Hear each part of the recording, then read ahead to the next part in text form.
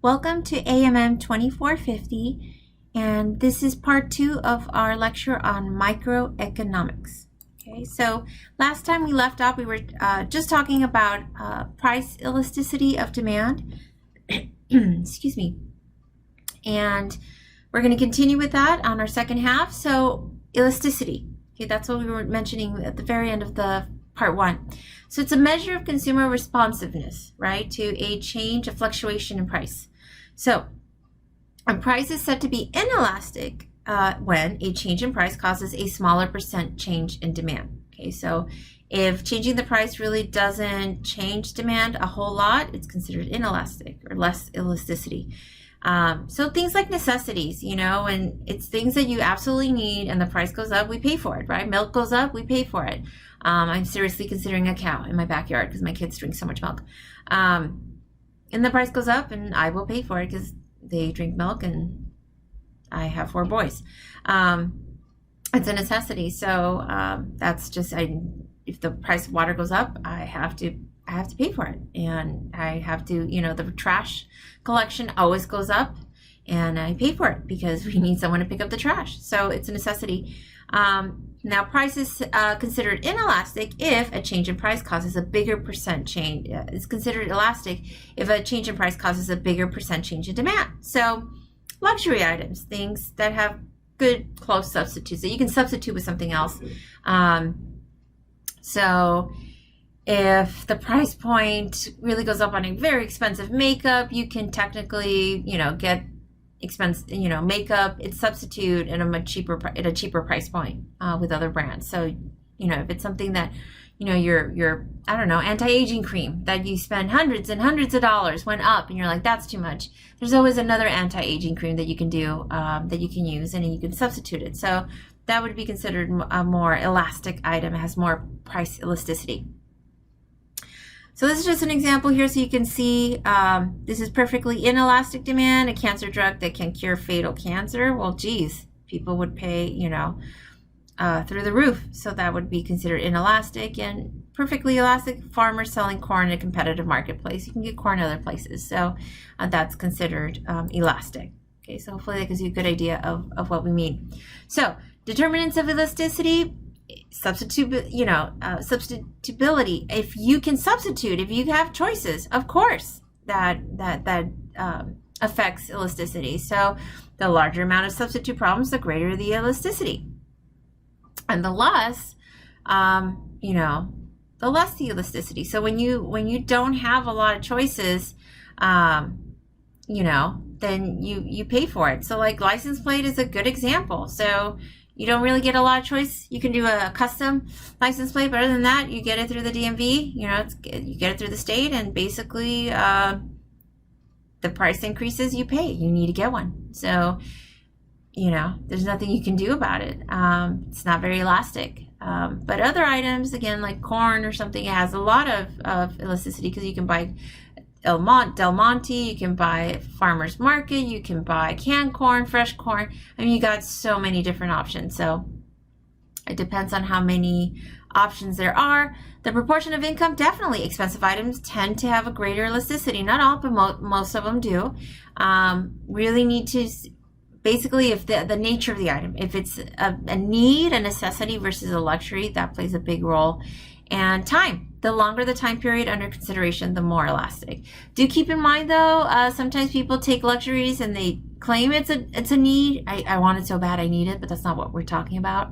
And if it's under a time constraint where it's like only for a very limited time, supplies are limited, that's different. But the longer the time period under consideration, the more elastic it's set to be.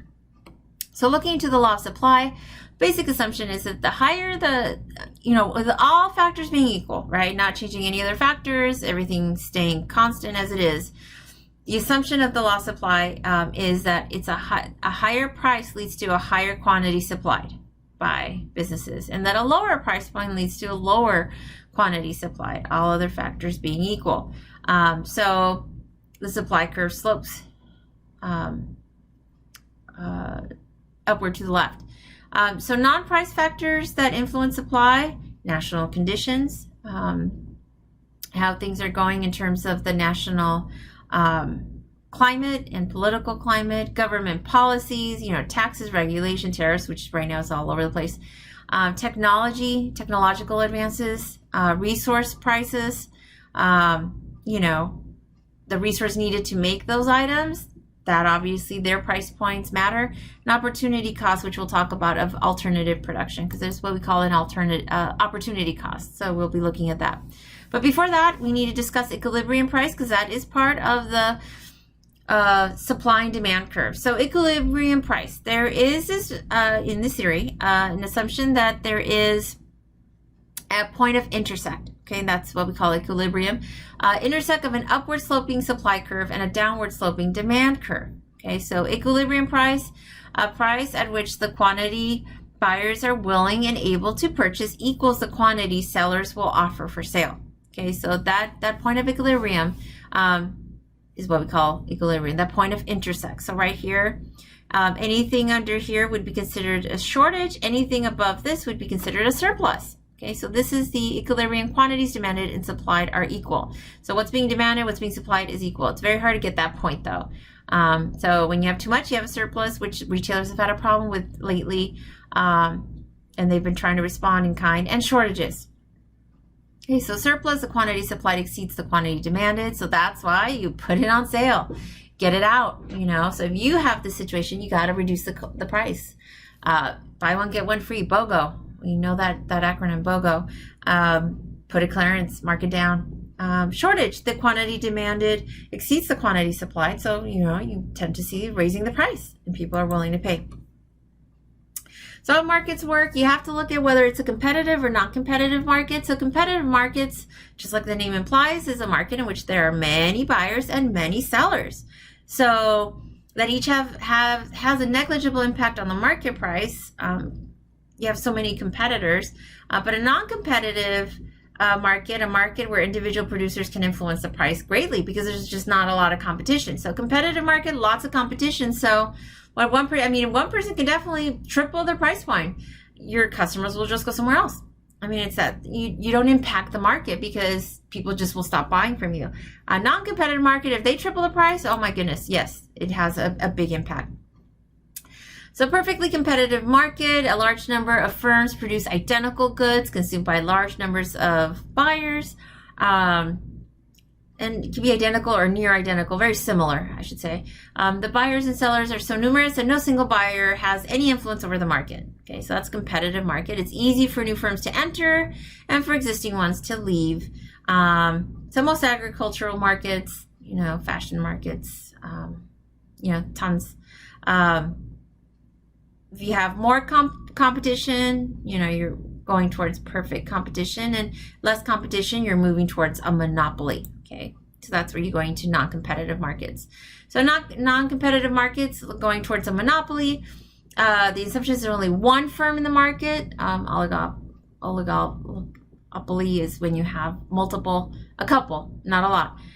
But a monopoly is one firm in the market, so no other firms are producing goods or services that could be considered part of the same market, so they're not direct competitors, and therefore no other firms can enter the market. It's really near impossible to enter the market. So utilities, like there is no other option to distribute electricity, water, natural gas. It's the gas company, it's the water company, it's the electric company. You can go by candlelight and firewood, but let's face it, in terms of actual electricity, water, and natural gas, it goes through those companies. So they have a monopoly. There's no other competition there at all.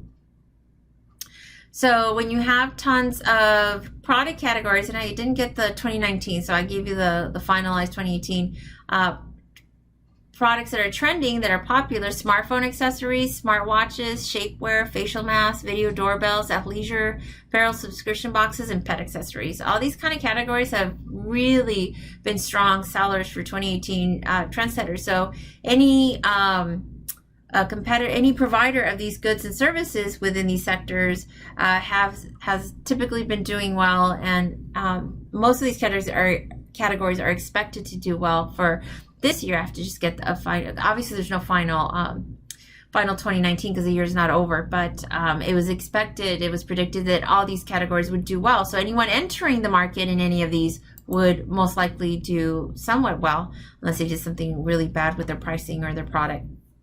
So when markets don't work, when government sets a parity price, where government establishes prices that are higher than the equilibrium price, that's not good. So like, to help farmers out, sometimes that does not help the market.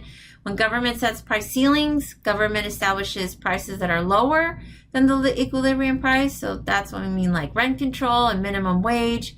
And when businesses illegally get together and they fix prices that's considered that are higher than the market price, that's illegal, and they can get obviously into legal trouble with that. This is where it depends on how you believe. It gets political really quickly, but the question here is, how much should government intervene?